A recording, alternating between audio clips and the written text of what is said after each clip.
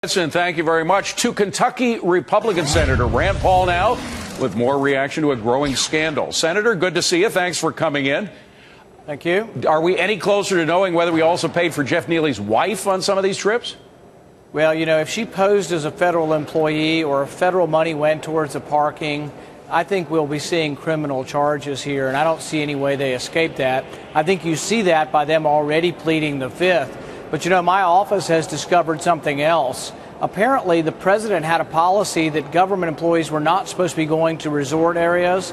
And Harry Reid wrote a letter in 2009 specifically asking that he exempt Las Vegas so he could send government officials. So I'm wondering if Harry Reid was specifically involved with allowing this conference to occur, because we have a letter from Harry Reid to the president specifically asking for an exemption for Las Vegas. Wow. Have you seen, is there any way that you can get documents from Senator Reid in order to confirm or deny this?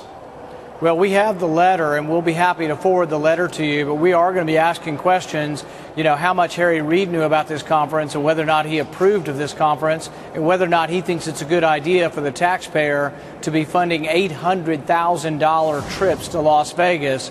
I just think when we have, you know, we're borrowing $50,000 a day for our government. We're nearly bankrupt, and we're spending $800,000 in Las Vegas.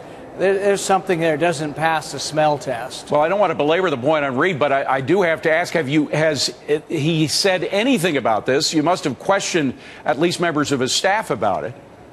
We're going to be pursuing it. We've just discovered it in the last hour, and we are going to find out how much Harry Reid knows about this conference and whether or not he thinks it's a good government policy to be sending government employees from Washington out there.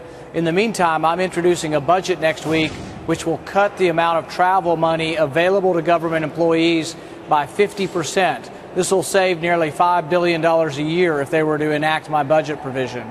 Incredible stuff. All right, now Jeff Neely is out, but I'm wondering who's in charge here, because it seems like everybody was doing it. Was he just replaced by another guy who used to go on all these boondoggles?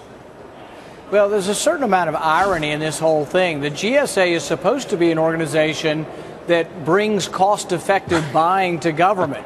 They're supposed to be saving us money. Instead, the guy's spending 17 days in the South Pacific with his wife.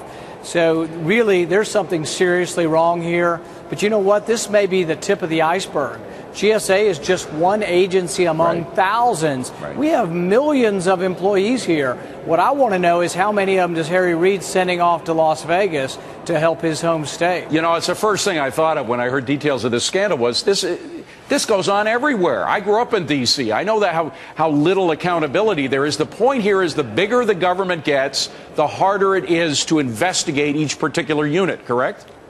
Well, a good example, we paid out $600 million to dead people in pension checks over the last 5 years. Government is so large, they don't know how much they're spending for anything. And then you have abuses like this that really boil the blood of taxpayers. But this is rife throughout government. It's why government needs to be a lot smaller. It seems, though, that the only solution I hear from the president is we have to have more cops. That is, rather than shrinking the size of government, we just need more cops to monitor what's going on. Yeah, I think ultimately that's what a lot of the election will be about, is whether or not we want to just tax people more or whether or not we want to say government has grown too big, let's make government smaller, and let's make the private sector bigger where employment occurs. Now, is the GSA, because of course we know it's been on the watch of Republicans and Democrats, what's been going on here, is it going to become a campaign? Are you going to somehow turn it into a campaign issue? Well, we're definitely going to ask some questions about Harry Reid's involvement in this, whether he specifically requested that this conference occur, whether he has been part of advocating, and we want to know how many other government agencies are partying in Las Vegas on taxpayer dollar, and that is something that really should not occur, and I want to know who's involved. All right, well, by the way, so do we, and right now, as I speak, our producers are calling Senator Harry Reid's office to try to get a comment from him as to whether or not he approved of or knew anything about this particular conference or other GSA conferences. Senator Rand Paul, great to see you. Thank you for breaking the news on the show. Appreciate it. Thank you.